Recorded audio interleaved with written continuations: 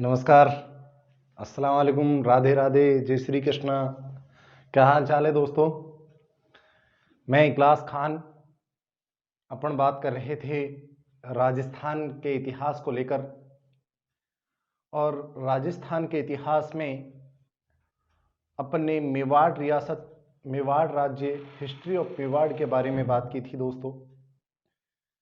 और उसके बाद जो अपन बात कर रहे थे वो बात कर रहे थे हिस्ट्री ऑफ मारवाड़, यानी कि मारवाड़ जो राज्य था उस मारवाड़ राज्य के बारे में अपन बात कर रहे थे।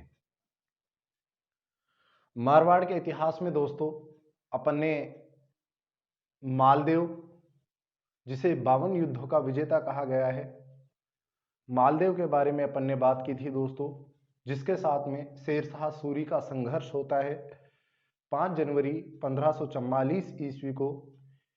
मारवाड़ का एक ऐतिहासिक युद्ध हुआ था जिसका नाम था ग्रीसुमेल का युद्ध। वही मालदेव के बारे में अपन ने बात की थी। और उसके बाद यानी कि मालदेव के बाद उसके पुत्र, उनके बारे में अपन चर्चा करते हैं, और जिनमें इंपॉर्टेंट शासक आता है जिसका नाम आता है दोस्तों चंद्रसेन। अगर मैं मारवाड़ के इतिहास की बात करता हूं, मारवाड़ के राजाओं की मैं बात करता हूं, तो दोस्तों 2-4 ही इंपॉर्टेंट शासक आते हैं जहां से अधिक संभावना होती है क्वेश्चन आने की।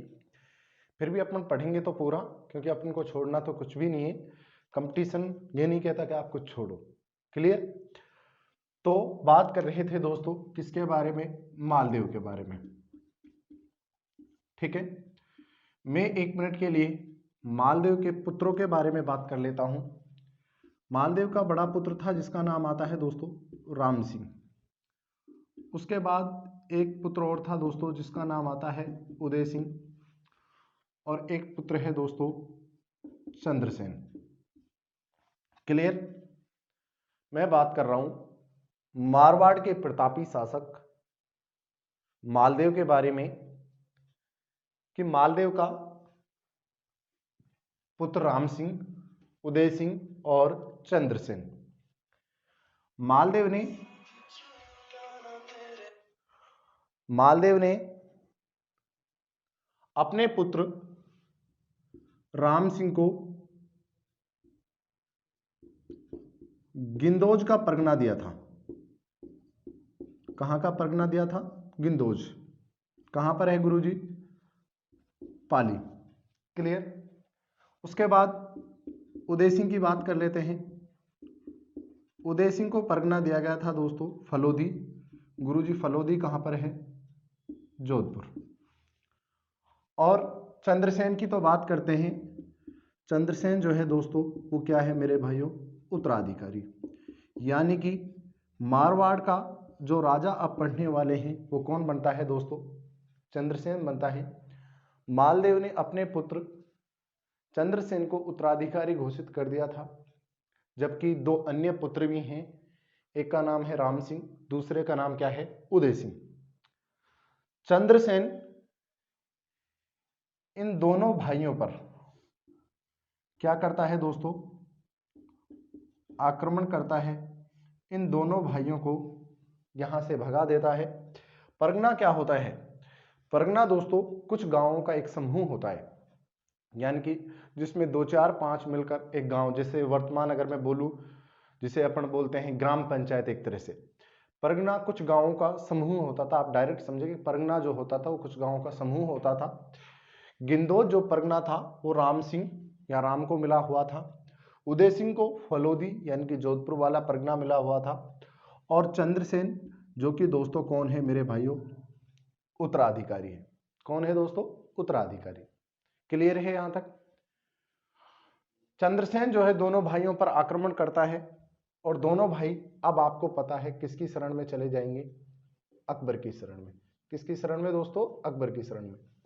यानी कि मुगल बादशाह जो है दोस्तों वो कौन है इस समय? वो है मुगल बादशाह, बादशाह सलामत अकबर दोस्तों, जिसे अपन भारत का महान राजा भी कहते हैं। मुगलों में महान राजा दोस्तों अकबर के पास दोनों भाई चले जाते हैं। ये उदय सिंह वही है जिसे अपन इतिहास में मोटा राजा उदय सिंह के नाम से जानते हैं। क्लियर है? एक बार आप स्क्रीनशॉट ले सकते हो, उसके बाद मैं आगे क्लास स्टार्ट करता हूं और अब अपने मारवाड़ के इंपॉर्टेंट शासक चंद्रसेन के बारे में बात करेंगे। क्लियर है? ठीक है। स्क्रीनशॉट ले लीजिएगा एक बार, मैं रफ कर देता हूं इसको। यानी कि मैंने मालदेव के पुत्रों के बारे में बात की है कि मालदेव अपने पुत्र चंद्रसेन को मारवाड़ का उत्तराधिकारी घोषित कर देता है और अब मारवाड़ का जो अगला शासक बनता है वो कौन बनता है दोस्तों? चंद्रसेन बनता है। उदय सिंह और राम सिंह दोनों भाई किसके पास चले जाते हैं? ये चले जाते हैं दोस्तों मुगल बादशाह अकबर के पास में। क्लियर? देखिएगा आगे। यानी कि मैं बात कर रहा हूं दोस्तों चंद्रसेन के बारे में। चंद्रसेन के बारे में मैं बात कर रहा हूं। बात कर रहे हैं दोस्तों मारवाड़ का इतिहास। मेवाड़ का पढ़ लिया, मारवाड़ का इतिहास।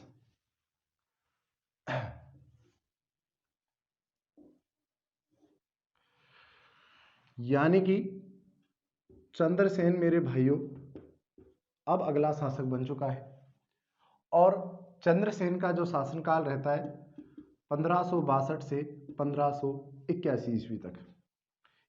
याद रख लेना, चंद्रसेन जो कि एक मारवाड़ का प्रतापी और इम्पोर्टेंट शासक है जिससे क्वेश्चन आने की संभावना होती है दोस्तों।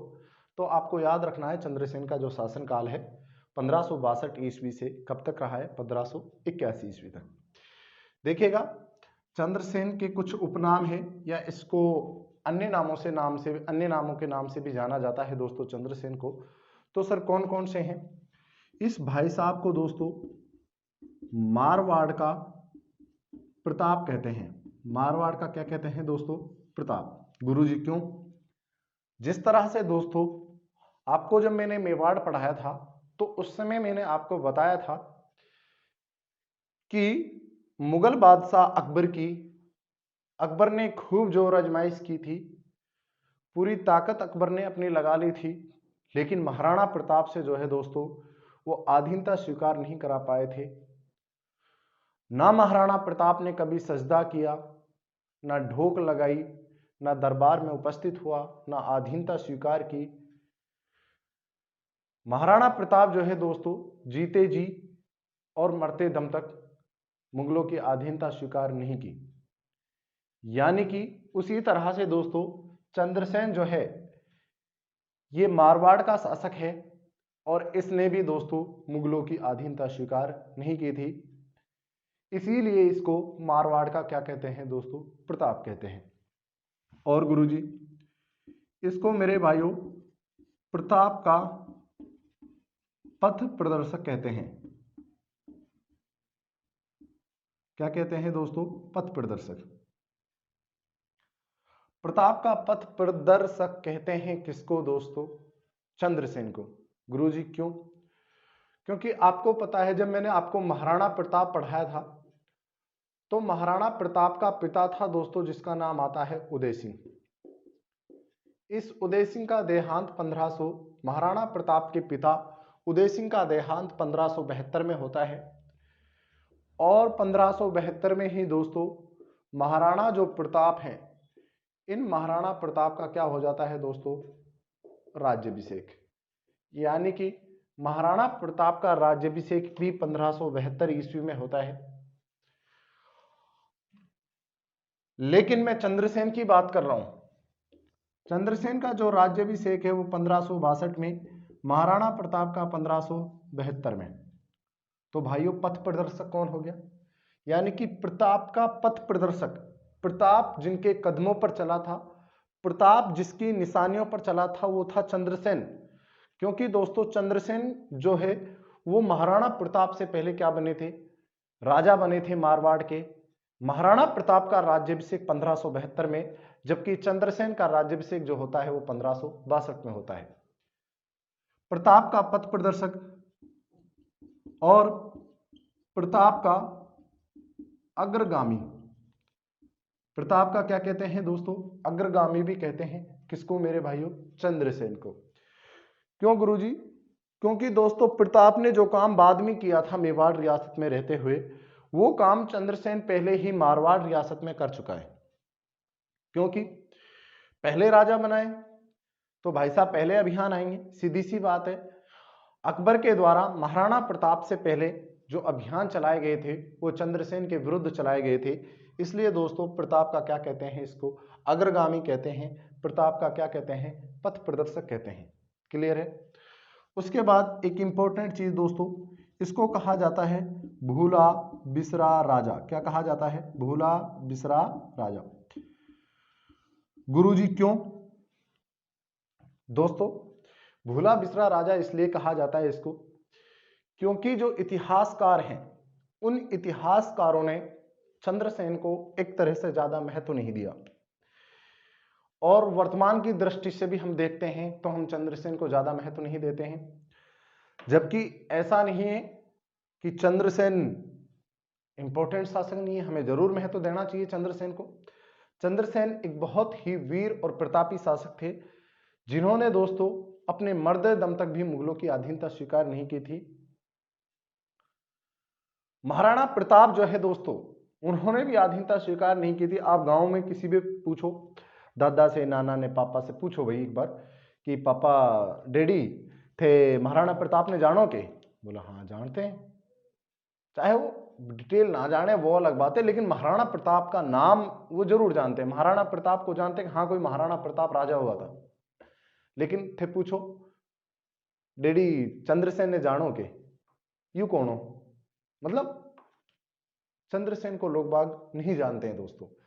आप किसी भी सिटी में चले जाओ, कहीं पे भी चले जाओ, आपको महाराणा प्रताप विदचे तक के साथ में, जो कि उनका घोड़ा था, उसके साथ में आपको उसकी मूर्ति जरूर मिल जाएगी। एक सिटी में 4-5 अलग अलग चौराहों पर मिल जाएगी। महाराणा प्रताप के नाम से बहुत सारी यूनिवर्सिटीज हैं, कोचिंग्स हैं, विश्वविद्यालय हैं, एजुकेशनल इंस्टीट्यूट हैं। महाराणा प्रताप पे बहुत सारे ग्रंथ लिखे गए हैं।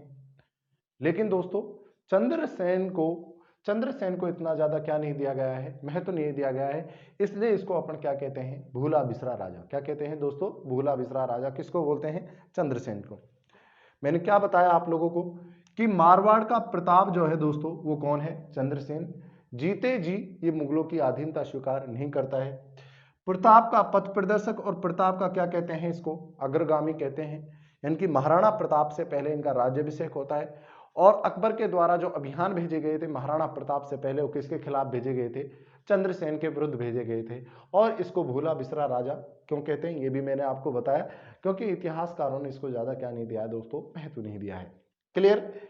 आप इसका स्क्रीनशॉट ले सकते हैं। फिर हम प्रॉपर चंद्रसेन के बारे में बात करेंगे कि चंद्रसेन पर दोस्तों मुगल बादशाह अकबर के द्वारा कौन कौन से अभियान चलाए गए और क्या क्या समस्याएं चंद्रसेन के सामने आती है। क्या चंद्रसेन जी अधीनता स्वीकार करेंगे या दोस्तों अपने गौरव मान सम्मान की जिंदगी जीते रहेंगे और अंत में मान सम्मान की मृत्यु ही प्राप्त करेंगे, वो देखते हैं। स्क्रीनशॉट लीजिएगा आप एक बार, ठीक है। मैं रफ कर दूं इसको, बिल्कुल।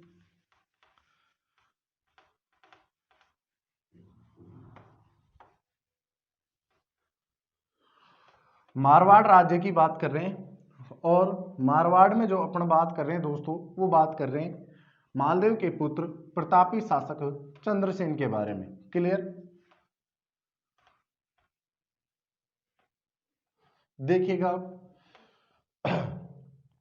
यानी कि इधर देखिएगा एक डायग्राम में आपके सामने बना रहा हूं, किस तरह मुगल बादशाह आक्रमण करता गया और उसके बाद जो है दोस्तों आक्रमण करता गया और उसके बावजूद भी मुगल बादशाह की अधीनता स्वीकार नहीं करता है दोस्तों। कौन, यानी कि मेरे भाइयों अधीनता स्वीकार नहीं करता है चंद्रसेन। क्लियर। देखिएगा,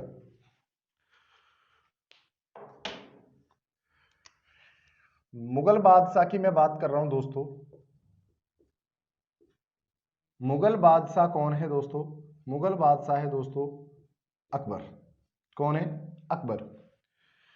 इस अकबर का एक सेनापति आता है और सेनापति का नाम आता है दोस्तों हुसैन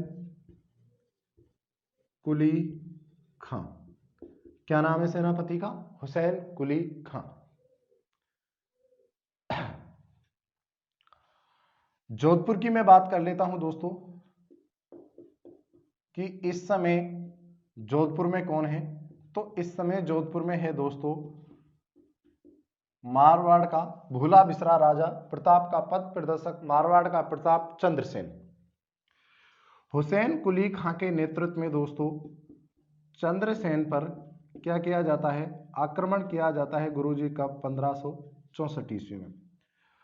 1555 ईस्वी में दोस्तों मुगल बादशाह अकबर जो है वो बादशाह बनते हैं, मुगल गद्दी इनके हाथ में आ जाती है और अकबर के जो सेनापति हैं उनका नाम है हुसैन कुली खां। हुसैन कुली खां के द्वारा आक्रमण किया जाता है 1564 ईस्वी में। उस समय चंद्रसेन जो है वो कहां पर है? जोधपुर में। कहां पर है? जोधपुर में। जब हुसैन कुली खां के द्वारा 1564 में आक्रमण किया जाता है तो भाई साहब यहां से चले जाएंगे और चंद्रसेन जोधपुर से चला गया। यानी कि जैसे ही हुसैन कुली खां ने आक्रमण किया चंद्रसेन ने जोधपुर छोड़ दिया और चंद्रसेन आ गया दोस्तों भाद्राजून की पहाड़ी। कहां आ गया? भाद्राजून। भाद्राजून कहां पर है? जालोर। यानी कि चंद्रसेन कहां आ जाता है दोस्तों? भाद्राजून आ जाता है। जैसे ही हुसैन कुली खां ने 1564 ईस्वी में आक्रमण किया जोधपुर से चंद्रसेन कहां आ गया? भद्राजून। पहाड़ियों में घूम रहा है, पहाड़ियों में भटक रहा है, लेकिन मुगलों की दोस्तों अधीनता स्वीकार नहीं कर रहा है। कौन? चंद्रसेन। इसके बाद क्या होता है दोस्तों? अकबर ने एक दरबार लगाया था और उस दरबार का नाम आता है दोस्तों नागौर दरबार। लगाया था क्या? नागौर दरबार। नागौर दरबार लगा था दोस्तों नवंबर 1570 को। मीटिंग 3 नवंबर 1570 ईस्वी को अकबर ने दरबार लगाया और उस दरबार का नाम आता है नागौर दरबार। नागौर दरबार में दोस्तों अकबर क्या कह रहा है कि मैं तो यहाँ नरेगा का काम चला रखा है मैंने, थे टेंशन ना लियो, मैं तो यहाँ राजा ने बुला रहा हूँ। और यहाँ पर अकबर जो है शुक्र तालाब का निर्माण कराता है। कौन से तालाब का? शुक्र तालाब का निर्माण कराता है कौन? अकबर। नागौर दरबार जो है दोस्तों आमेर का राजा आता है और आमेर के राजा का नाम आता है दोस्तों भारमल। भारमल के सहयोग से दोस्तों कौन सा दरबार लगा है? नागौर दरबार। यानी कि क्या कह रहा हूं मैं, अकबर ने नागौर में एक दरबार लगाया 3 नवंबर 1570 ईस्वी को। और अकबर क्या कह रहा है कि 8वें नरेगा को काम चला रहा हूं, राहत कार्यों के लिए एक तालाब बनवाओ, शुक्र तालाब। और अकबर का सिर्फ एक ही उद्देश्य ये है, वो ये है कि सारे राजाओं को इनविटेशन दो कि भाई साहब आप नागौर दरबार में उपस्थित हो। बादशाह सलामत अकबर के द्वारा नागौर दरबार लगाया गया है। उस नागौर दरबार में दोस्तों जो भी आ जाएगा वो अकबर की क्या स्वीकार कर लेगा? अधीनता स्वीकार कर लेगा। अकबर ने सोचा कि भाई जो आएगा वो अधीनता स्वीकार करेगा, जो नहीं आएगा वो मेरे खिलाफ है, सीधी सी बात है।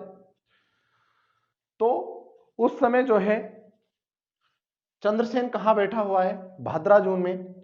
और चंद्रसेन दोस्तों भाद्राजून से नागौर दरबार में क्या होता है? उपस्थित होता है। उपस्थित होता है। इस नागौर दरबार की ओर मैं बात कर लेता हूं दोस्तों। बीकानेर का दोस्तों राय सिंह था। बीकानेर का राय सिंह अपने पुत्र कल्याणमल और पृथ्वीराज, यानी कि कल्याणमल उपस्थित होता है अपने पुत्र राय सिंह और किसके साथ में दोस्तों? पृथ्वीराज राठौड़ के साथ में। बीकानेर का शासक कल्याणमल अपने पुत्र राय सिंह और पृथ्वीराज राठौड़ के साथ में उपस्थित होता है। मारवाड़ का दोस्तों, मारवाड़ का कौन आता है? उदय सिंह। क्लियर बात? बीकानेर का कल्याणमल का पुत्र कौन आ गया दोस्तों? राय सिंह और पृथ्वीराज राठौड़। मैं कौन से दरबार की बात कर रहा हूं? नागौर दरबार की। और आमेर का शासक तो है दोस्तों कौन सा? कौन? भारमल जी। भारमल जी के सहयोग से ही दोस्तों ये नागौर दरबार लगता है। और इस नागौर दरबार में दोस्तों उपस्थित हो जाता है कौन? चंद्रसेन। चंद्रसेन जो कि भद्राजून में है, भद्राजून की पहाड़ी जालोर में है, वहां पर चंद्रसेन जी बैठे हुए हैं और चंद्रसेन उपस्थित होता है। ये चंद्रसेन जो था थोड़ा सा यानी कि एक तरह से काला, जिसे अपन बोलते हैं ना, सांवला कलर था चंद्रसेन का। तो अकबर बोलता था, बोलो ना वहां कौन मिलू मैं? चंद्रसेन ने कौन मिलू मैं? कालो ही कालो, मैं भी कालो हो जाऊं, उन देख के मारो रंग भी बदल जाओगे कहीं। हाँ, तो भाई साहब चंद्रसेन जो है, और जो अच्छी खूबसूरत जो चेहरा होता है ना, वो सांवला चेहरा ही होता है, ध्यान रखना। चंद्रसेन भाई साहब गालियां गलौज करके बढ़िया नागौर दरबार में थे, बता ना सकूं ऑनलाइन आई टाइम, बढ़िया सुना सुनू के अकबर ने और रिटर्न वापिस गो बैक कहां आ गया? वापिस आ गया, वापिस कठा गयो गुरुजी? भद्राजून में, भद्राजून में ही वापिस आ गया कौन? चंद्रसेन साहब। एक बार के लिए मैं ये आपका जो नागौर दरबार है ये मिटा रहा हूं, ठीक है?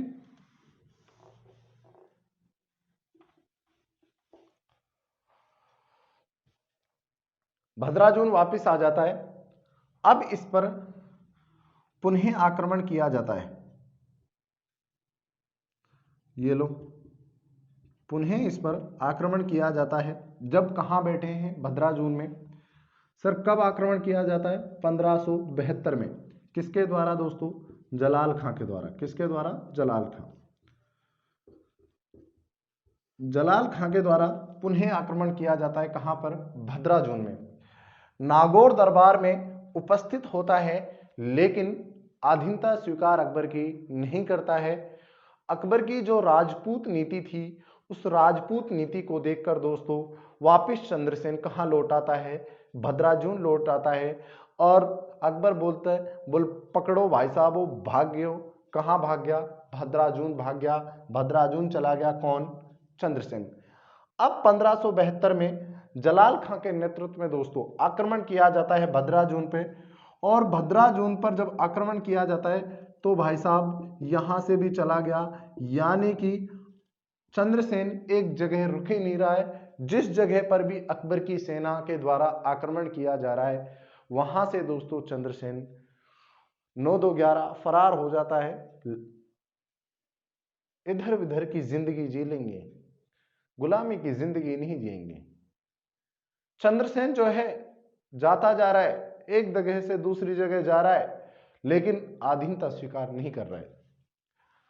गुरुजी भद्राजून से अब कहां चला गया? तो मेरे भाइयों भद्राजून से चला गया सिवाना। और सिवाना कट पड़े गुरुजी? सिवाना है मेरे भाइयों बाड़मेर में। यानी कि भद्राजून से कहां चला गया? सिवाना चला गया। अब सिवाना पर भी आक्रमण किया जाएगा। सिवाना, इस सिवाना को दोस्तों मारवाड़ के राजाओं की शरण स्थली कहते हैं। मारवाड़ के राजाओं की क्या कहते हैं? शरण स्थली कहते हैं। यानी कि जब कभी मारवाड़ के राजाओं को समस्या आती थी, तो उस दौरान जो ये शरण लेते थे वो कहां जाकर लेते थे दोस्तों? सिवाना लेते थे। तो इस समय जो चंद्रसेन है वो भी कहां पर है दोस्तों? सिवाना में है। भद्राजून से सिवाना पहुंच चुका है। अकबर ने पता चलो कि भाई साहब कालो आदमी कहां पहुंच गो? सिवाना पहुंच गो। चंद्रसेन सिवाना पहुंच गया, तो अटैक करो, आक्रमण करो, यहाँ के ठाली बैठा हो। अब जो अटैक किया जाता है वो किया जाता है दोस्तों शाहबाज खां के द्वारा। किसके द्वारा? शाहबाज खां। शाहबाज खां और बीकानेर का आता है दोस्तों राय सिंह। शाहबाज खां और बीकानेर के राय सिंह के नेतृत्व में दोस्तों अटैक किया जाता है, आक्रमण किया जाता है। गुरुजी कब किया जाता है? 1577-78 में।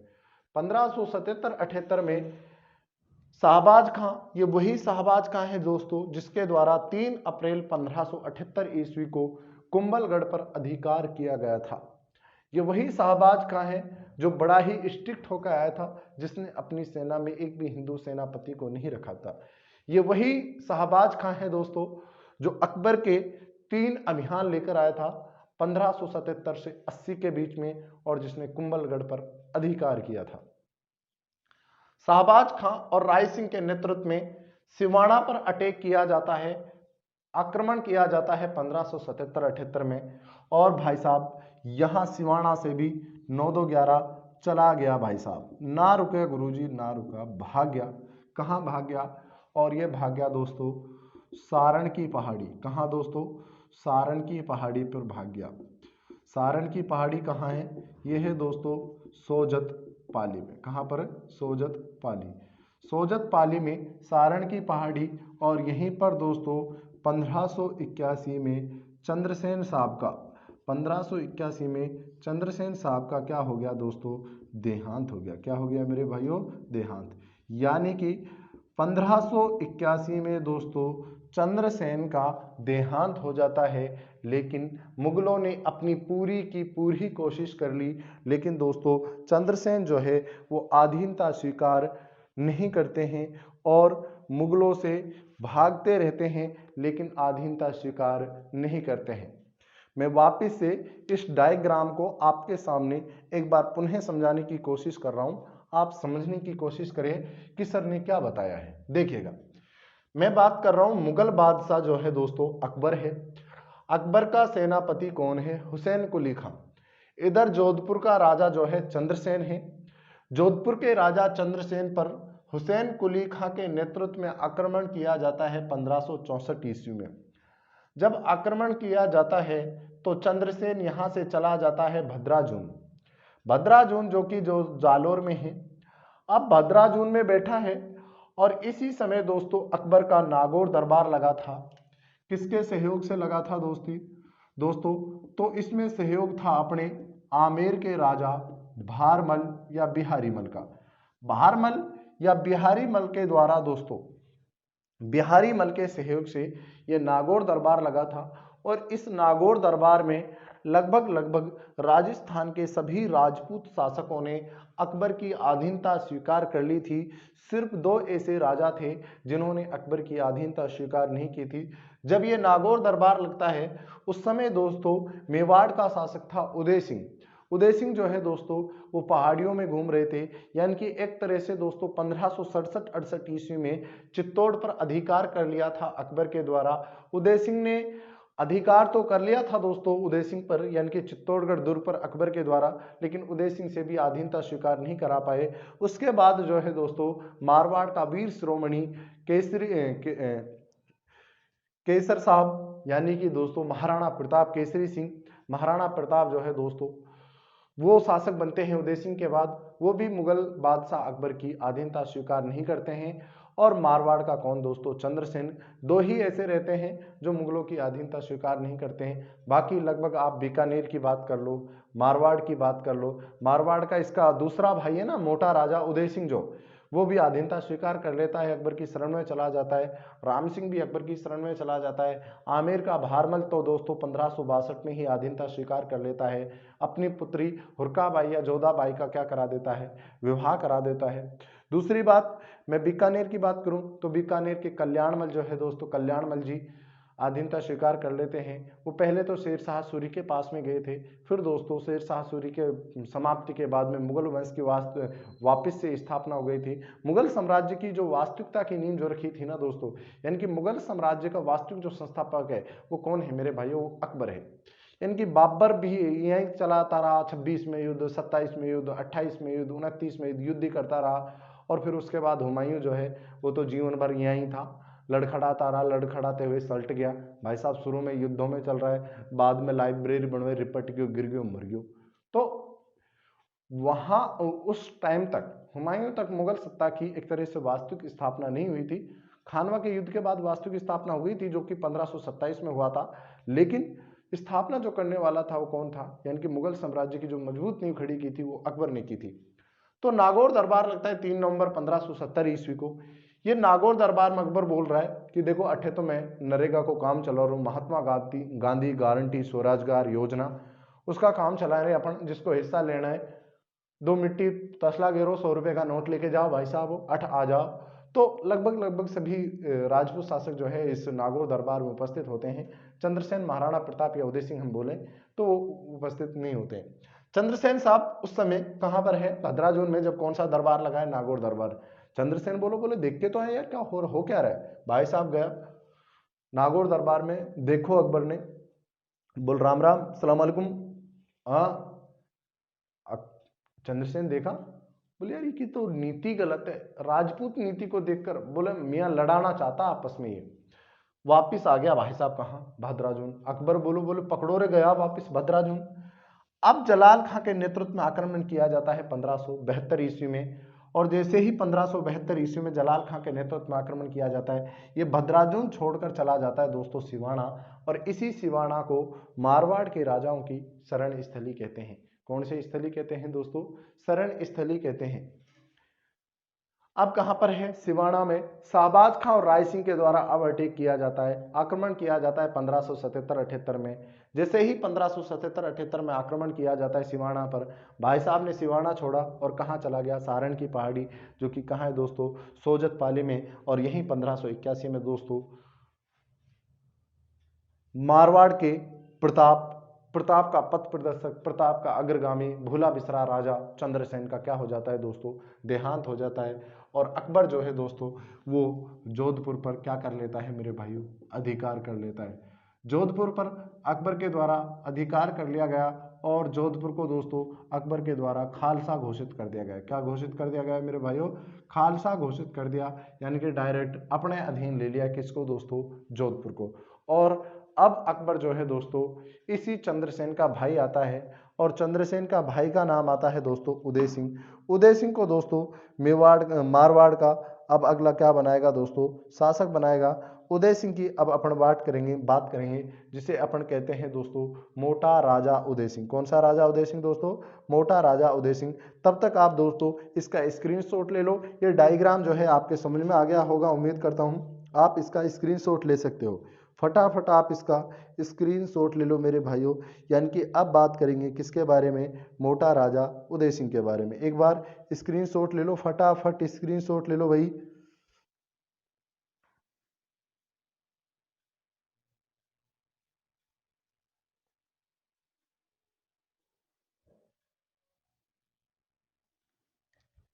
ले लिया स्क्रीनशॉट, रफ कर दूं, मिटा दूं, पूरा डायग्राम आ गया होगा समझ में, ठीक है।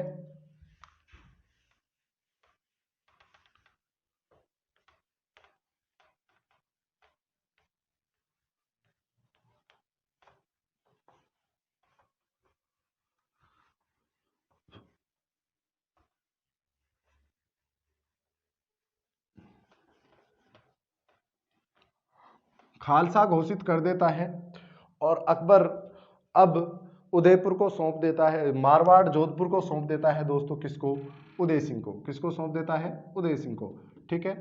उदय सिंह का वैसे शासनकाल 1582 से रहता है 1595 ईस्वी तक। क्लियर, यानी कि गुरुजी एक मेवाड़ में उदय सिंह हुआ था, दूसरा आपने मारवाड़ के तहत पढ़ा दिया। तो हम डिफरेंट कैसे करेंगे, पहला ही डिफरेंट कर देता हूं।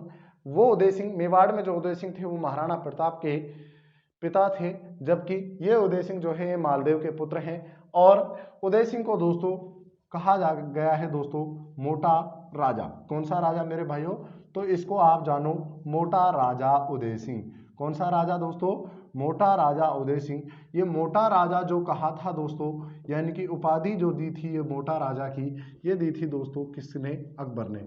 अकबर ने इनको कहा, बोले यार थारे चर्बी लटके बहुत मोटो है तू। तो ये उदय सिंह जो है किस नाम से जाना गया दोस्तों, मोटा राजा उदय सिंह के नाम से जाना गया। और उदय सिंह जो है दोस्तों, उदय सिंह के बारे में अपन बात करते हैं। मोटा राजा उदय सिंह अकबर की अधीनता स्वीकार करते हैं। अकबर की क्या स्वीकार करते हैं? अधीनता स्वीकार करते हैं। यानी कि कौन करते हैं दोस्तों अकबर की अधीनता स्वीकार? वो करता है दोस्तों मोटा राजा उदय सिंह। इस मोटा राजा उदय सिंह की बात कर लेता हूँ। मोटा राजा उदय सिंह की पुत्री आती है और उन पुत्री का नाम आता है दोस्तों जगत गोसाई। क्या नाम आता है? जगत गोसाई। जगत गोसाई जो है मोटा राजा उदय सिंह की पुत्री है और इस जगत गोसाई को बोलते हैं दोस्तों भानुमति। कौन सी मति मेरे भाइयों? भानुमति। इस भानुमति का जो विवाह है वो विवाह हो जाता है दोस्तों सलीम के साथ में। किसके साथ में मेरे भाइयों? सलीम के साथ में। गुरुजी सलीम कौन है? सलीम है दोस्तों अनारकली वाला सलीम। अनारकली छोड़ छाड़ के डिस्को चली सलीम तेरी गली। सलीम यानी कि मुगल बादशाह जहांगीर। जगत गोसाई जो कि किसकी पुत्री है? राजा उदय सिंह की पुत्री है। मोटा राजा उदय सिंह की पुत्री है। और सलीम जो है दोस्तों ये किसका पुत्र है दोस्तों? ये पुत्र है मेरे भाइयों अकबर का। इन दोनों का क्या करा दिया गया? विवाह करा दिया गया। क्या करा दिया गया? विवाह करा दिया गया। जगत गोसाई या भानुमति का विवाह सलीम या जहांगीर के साथ, और इन दोनों के संयोग से जो पुत्र पैदा हुआ उस पुत्र का नाम आता है दोस्तों, क्या नाम आता है पता है क्या? पुत्र का नाम आता है दोस्तों खुर्रम। क्या नाम आता है? खुर्रम। और खुर्रम वही कौन है दोस्तों? यानी कि शाहजहां। शाहजहां। शाहजहां जो है दोस्तों यानी कि खुर्रम पुत्र पैदा होता है भानुमति और जहांगीर के संयोग से। इस मोटा राजा उदय सिंह का पुत्र है और पुत्र का नाम आता है दोस्तों किशन सिंह। क्या नाम आता है? किशन सिंह। पुत्र का नाम है दोस्तों किशन सिंह। इस किशन सिंह के द्वारा दोस्तों एक शहर बसाया गया यानी कि एक सिटी बसाई गई 1609 ईस्वी में। 1609 ईस्वी में किशनगढ़ शहर बसाया। कौन सा शहर दोस्तों? किशनगढ़। किशनगढ़ शहर बसाया। किशनगढ़ बसाया। ठीक है। किशनगढ़ कहाँ पर है? अरे कहाँ पर है किशनगढ़? ये किशनगढ़ है दोस्तों अजमेर वाला। कौन सा वाला? अजमेर वाला। यानी कि मोटा राजा उदय सिंह का पुत्र है किशन सिंह और इसी किशन सिंह के द्वारा दोस्तों इसी किशन सिंह के द्वारा एक शहर बसाया गया और उस शहर का नाम आता है किशनगढ़ शहर। कौन सा शहर? किशनगढ़ शहर।